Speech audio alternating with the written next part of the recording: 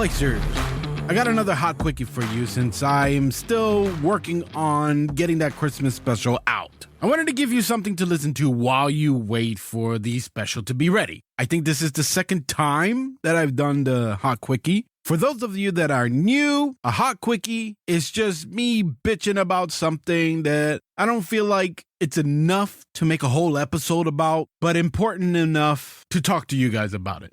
So I wanted to talk about a couple of things real quick that is sort of old news, kind of falling behind on this, but it just bothers me as I still see arguments about it today. It's about the Little Mermaid movie and the Super Mario movie releasing next year. Let's start with the Mario movie. People are going nuts talking about Chris Pratt playing Mario. Why is Chris Pratt voicing Mario? He sucks. He's just using his own voice. I'm going to answer that question real quick for all you people that just keep posting and hating on Chris Pratt and spewing out all this bullshit. First of all, we're getting a Mario movie. I think that's awesome. But imagine hearing this whole movie. Yahoo! Here we go. Oh no! It's me, Mario. Now I'm looking at this through the lens of a producer or a director. If I wanted to keep this movie going, making multiple movies, I wouldn't want him to sound like he does in the video games. As a consumer, I wouldn't want to hear Yahoo for 2 hours. Listen, you whiny baby. I grew up with Mario. Finally, we are getting what looks like a bad-ass movie. Here's something that many people can't see. Maybe I see it because of the producer in me, but Nintendo has a chance to be like Marvel. I'm a Marvel fan, and I hate to admit that what they are doing on Disney Plus has gotten boring. Nintendo has created Nintendo Pictures, and they are going to Disney up. How? They're going to probably make movies about all of their best characters. I think it's going to follow the same pattern as Marvel. They're going to have their Mario movies. They're going to have their Pokemon movies. They're going to have their Star Fox movies. They're going to have their Metroid movies. You see where I'm going with this. How about Kirby? A Zelda movie with Link? Then, when they do their first Avenger-type movies, Super Smash Brothers. I know. I feel like I just blew some of your minds with that thought. There is so much potential there. So Chris Pratt's voice is the least of my worries. I don't give a shit.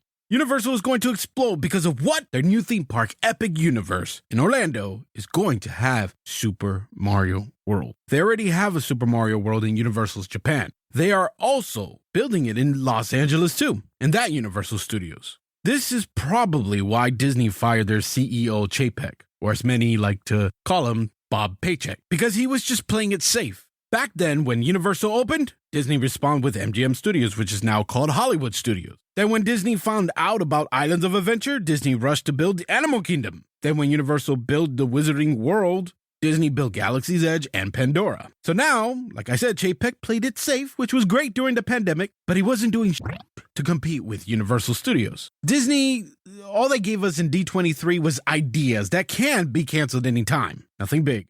To me, Disney was becoming a follower instead of a leader like they've done in that industry. Now the former CEO is back and he's cleaning house until they find a new CEO to make things badass, hopefully, so they could stop making stupid decisions like the Star Wars hotel. That hotel right now is failing because they were trying to appeal to younger people with the new Star Wars characters, but those people don't have any money. Unless mommy and daddy pays it like they do with their annual passes. Who has money? The old geeks that love the old Star Wars.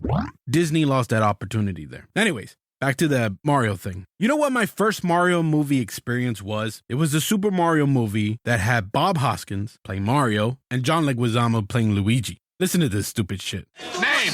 Mario. Last name? Mario. Okay, what's your name? Luigi. Luigi? No, Luigi Mario. Okay, look, how many Marios are there between the two of you? There's 3. There's Mario, and Luigi Mario. Mike! Up these Marios around the side. That movie was released in 1993. I was 7 years old when I saw this in theaters. They didn't sound like the fucking video game because he didn't talk in the video game yet. But at that time, I loved it. Or how about the Mario Super Show that aired when I was 3 years old? Hey, paisanos, it's the Super Mario Brothers Super Show. It's the Mario! Do do the Mario. Swing your arms from side to side. Come on, it's time to go. Do the Mario. Take one step and then again. Let's do the Mario all together now. Come on now, just like that. The voice that people claim they want didn't come until 1995 in a game called Mario Game Gallery. Let's play, huh? I'm gonna go first. Do you have any riepbenefici? Mario, go fish! I'ma go fishing. But most ignorant people will tell you that he spoke for the first time in Mario 64, which was in 1996. Please stop complaining about dumb shit like this. This movie is going to be badass. Just now I realize I probably sound like a geek. But guess what? I don't care. Let's move on to The Little Mermaid. You got people saying if there's a black Ariel, why can't there be a white Tiana or a white Black Panther? I'm so sick and tired of hearing this debate. I really am. Remember the Sonic movie? The one with Jim Carrey? What happened when we saw the first trailer? All of us Sonic fans wanted to throw up with the design choice. Then the entire internet went nuts saying, how dare they change the original design to look like something from a horror movie?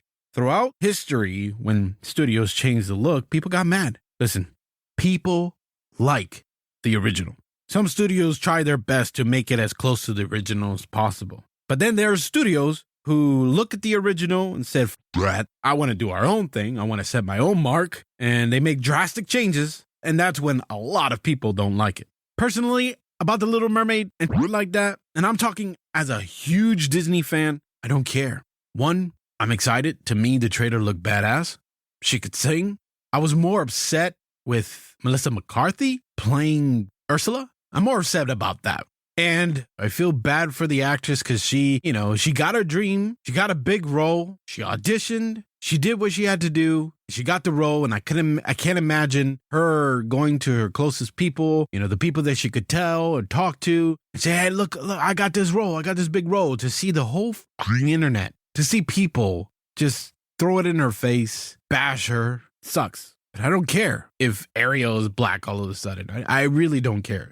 Like, that doesn't bother me. Just like when they make certain characters gay. I don't care. As long, and I will always say this, as long as the story is good. As long as it's entertaining. I hate it when they change the skin color, when they change the gender, and their whole focus was that. I hate it. And then you got these creators that it's bad when they start pushing that before the movie comes out. They're like, you have to watch it. You have to support it. Oh, you don't? Oh, you don't like the movie? Well, you're racist. You're sexist. You're homophobe. Whatever thing they want to call you. That's the I hate. Most of us didn't like Rey in Star Wars, right? They're like, oh, you don't like women in power. But then I think of characters like Ripley in Aliens. She was badass. This is my problem with Disney. With this whole thing. Why is it that every single time when they have people of color in their movies, it always feels like it's leftovers of a white character? We're making a remake of the movie that you loved growing up, and Tinkerbell is black and Snow White is Hispanic. Disney has the power to create amazing original ideas. Give me more princesses. Give me more original characters. Yeah, well, we gave you Tiana. Fuck you. That doesn't count because she was a damn frog for most of the movie. Just create more original characters. I get that Disney wants to get more representation of people, and that's great. But they're doing it in a non-genuine way. Just pandering to the audience and the woke people that are our small percentage. Walking around with loud megaphones. They are just making a mockery out of people. Think about it. A black trans. And I say trans because she was a fish and now a human.